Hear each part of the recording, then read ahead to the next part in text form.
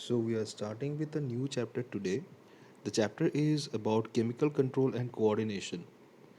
Now, before moving on to this chapter in detail about every single things that are there, we have to learn a little bit about the intercellular communication.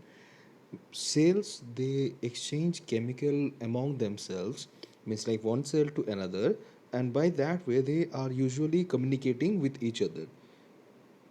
That type of chemical substances, those chemical messengers, can be of various nature and forms, and each and every one of them has a specific kind of information that it passes from one cell to the next. So usually the cell which is releasing or producing this chemical are called the secretory cells, and the one which is receiving it with the help of the specific receptor that it has are called the target cells. Now it is always that the chemical messenger can go and distribute to the entire system, but it is like it is many of the time it is specified to a particular type of cell. Like the one that is shown here in this particular image, you can see that the cell A is the one which is receiving the signal, not B, not C, because it is only that the cell A actually has got the correct receptor to receive that particular type of chemical messenger. Thus the signal it reaches out to, like it reaches out to every single one of them, but only A can process it and produce the necessary response. Now depending on the type or the way this thing is done, the secretion is being carried out, it is called the endocrine type of system or an exocrine type of system.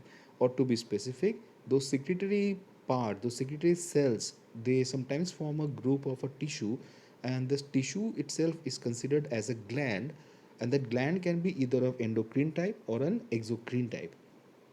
Endocrine are those where the tissues, those secretory cells, they send their entire secretion straight into the blood, that is running by next to the vessel. Like next to that, all those tissues, there is a blood vessel that will be there.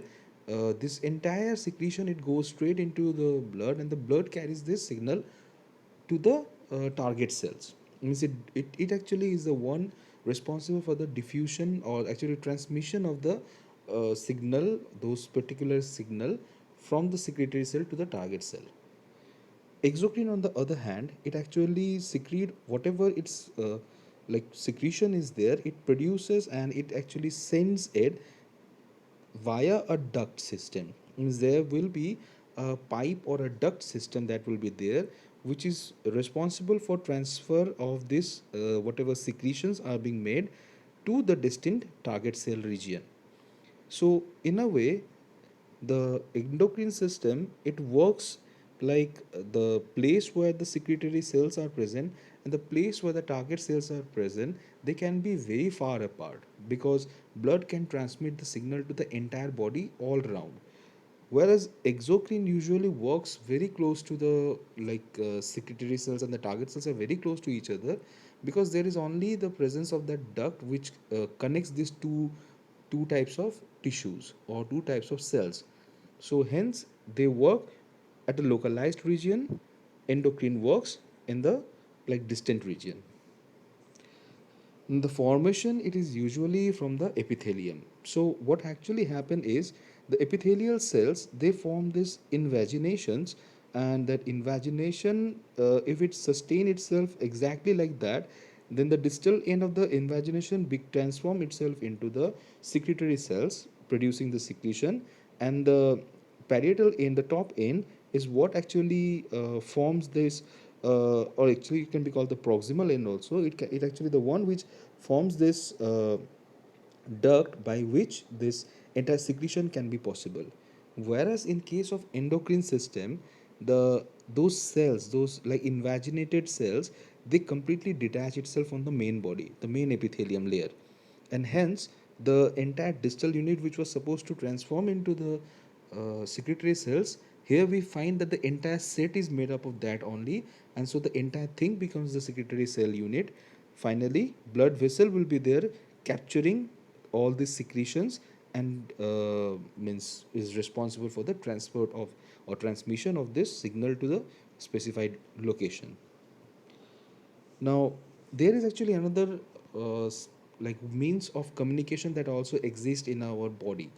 That one is the neural connection or the synaptic connection or synaptic communication, where there will be a neuron which is actually responsible for the transmission of the signal from one neuron to the next. Means the axon region of one neuron, it actually produces the neurotransmitter, and the target cell will actually have the specific receptors to receive all the signal and then respond accordingly. Like here the picture, it is showing the signal intercommunication between two neurons, but the cell, this the one the bottom where it was the dendrite in this case, it actually can be another cell, a completely different type of cell, maybe a muscle cell, maybe some sort of organ.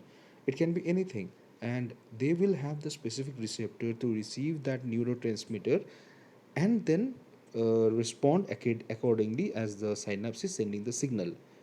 We have to keep in mind this sort of process, it is usually a very fast but a short lasting response, because the moment the stimulus is given, or the neuron actually receives the stimulus, it sends the signal via the axon, and thus the response target cell, it actually gives the response.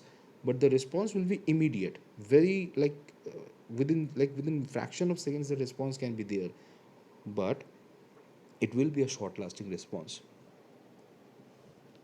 So depending on how it is actually working, uh, now the cells, the way they are intercommunicating, the cells, they can be categorized into an autocrine system, a paracrine system, or an endocrine system. Now, see what actually happen is an autocrine will be that particular type of cell where the signal is generated from one particular cell, and maybe it is giving the signal to itself. Means it only targets itself. Means the cell which is secreting and the cell which is the target, they are the same thing. The signaling across the gap junction is actually like between two cells which are very close vicinity, like they're attached. So what happens is the signaling pass from one cell to the next through this small gap junction that they have in between, and there will be this connection material, this protein or tube channel that is present there, called the connexons, and they are the one which is responsible for the transmission of the signal from the signaling or the secretory cell to the target cell. Paracrine, on the other hand, is actually a type of cell which we like. It is a type of system in which we find that the cells are there, the secretory cells are in close vicinity to the target, and the signal directly reach from the secretory to the target because they are close to each other.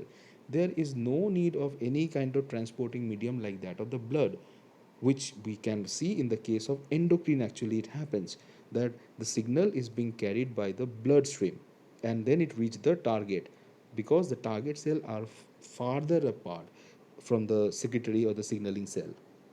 So one thing we have to keep in mind, this endocrine type of system, or somewhat the paracrine system also, they are actually in case of all of them the signal can be a long lasting one. But in case of autocrine, it can be autocrine and the signaling within the gap through the gap junctions. There, those type of signaling actually they can be a very fast response because they are in close vicinity.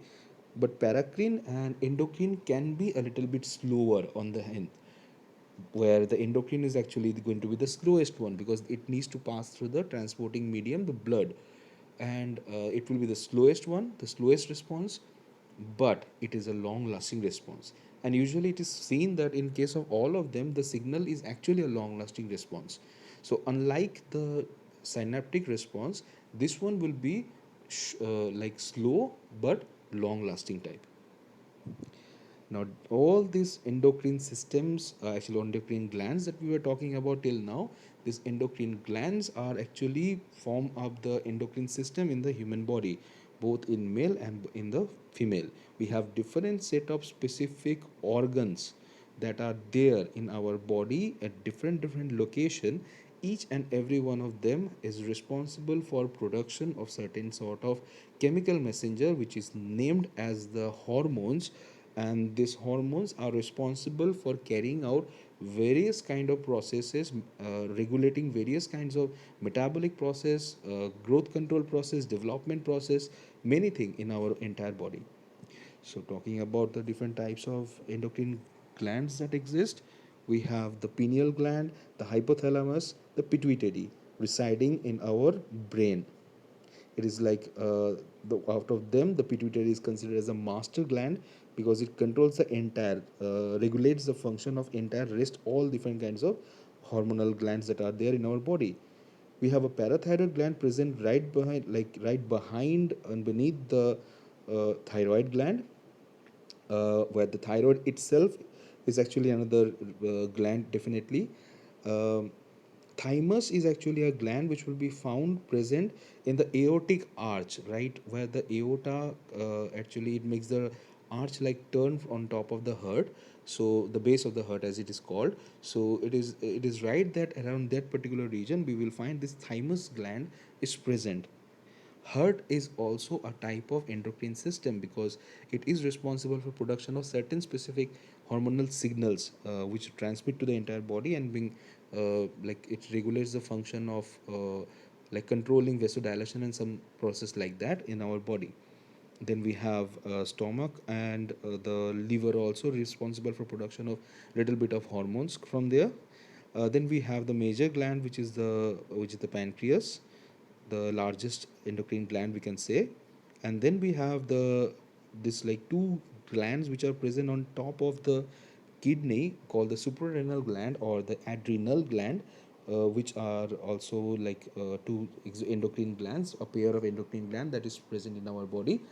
Each and every one of them are very important because it is the one which produces the adrenaline hormone. Do you know the hormone which is responsible for helping us fight out any kind of stressful situation? Then depending upon the gender, we may find like this, either it is like ovaries which is present in the female, or it is like the testes which is present in the males. So these two hormones producing glands are actually called the gonads, because this gland is responsible for production of reproductive cells called the gametes, and along with it is also responsible for production of specific hormones which gives out the secondary sexual character to the individual. Means whether the person is going to be a male or whether the person is going to be a female, that completely depends on this like presence of either of this uh, of these glands. So if it is the ovary which is present, that individual is going to turn into a female, and if it is a testes that is present, then the individual is going to turn into a male. This thing is determined in the fetal stage only. It is not something which will be determined later on in the life, but rather in the fetal stage, where development of any one of them is actually what leads to formation of a particular gender.